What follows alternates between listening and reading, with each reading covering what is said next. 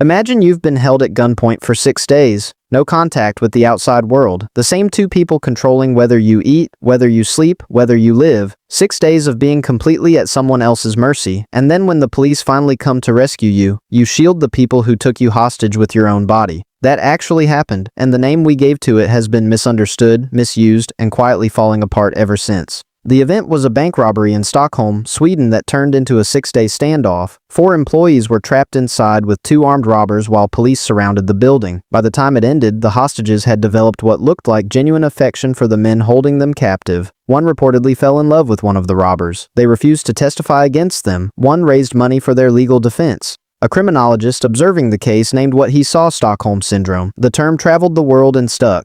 So what was actually going on inside those people? Because it sounds like a malfunction. It sounds like something broke. But the more you understand about how the human mind handles extreme fear, the more it starts to look like the opposite. When you are completely powerless, when one person controls whether you live or die, the brain goes into a specific kind of survival mode. It starts scanning for any available signal of safety, any reason to believe the threat might not follow through. The captor brings you food. Your brain files that as, they want to keep me alive. They don't hurt you when they could. Your brain files that as, maybe they're not going to. They talk to you like a human being. Your brain constructs a relationship out of it. This is not stupidity. This is the mind doing triage in an impossible situation. Fully accepting that you are at the mercy of someone who might kill you is psychologically unbearable. So the brain finds another story, one it can survive inside. The isolation makes it worse. In a hostage situation, the captors are your entire world. There is no one else coming in. No outside voice reminding you who these people are and what they're doing. Over 6 days, they become familiar, and familiar to the human nervous system registers as safe, even when nothing about the situation is safe.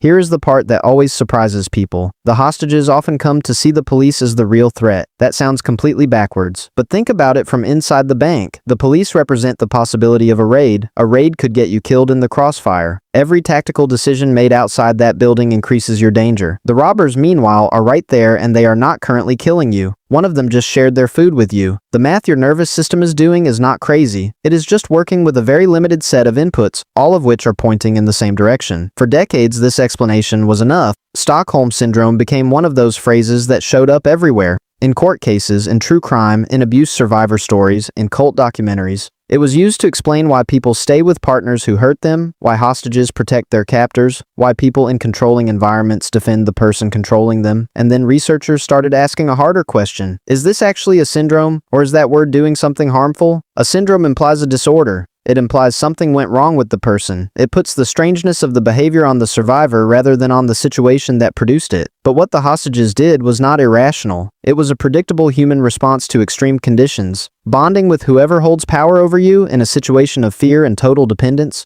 is something humans do. It has been documented in prisoners of war, in abuse survivors, and cult members. It is not a glitch in a few unusual people. It is a pattern that emerges reliably when the conditions are right. The FBI eventually acknowledged the term is poorly defined. It does not appear in any major psychiatric manual. There is no official diagnosis. What exists instead is a more careful understanding of trauma bonding, the emotional complexity that develops when fear, dependence, and isolation combine over time. And then there is one more detail about the original Stockholm case that never made the headlines. The hostages had real reasons to distrust the police. Decisions made during the standoff genuinely put them at risk. The police refused to let them leave with the robbers, an option the hostages believed might have kept everyone safe. From inside that bank, the people outside were not acting like rescuers. They were acting like a variable that could get the hostages killed. Their distrust was not a symptom. It was a response to real information. The syndrome was named after them before anyone asked them what it was actually like. They deserved a better name.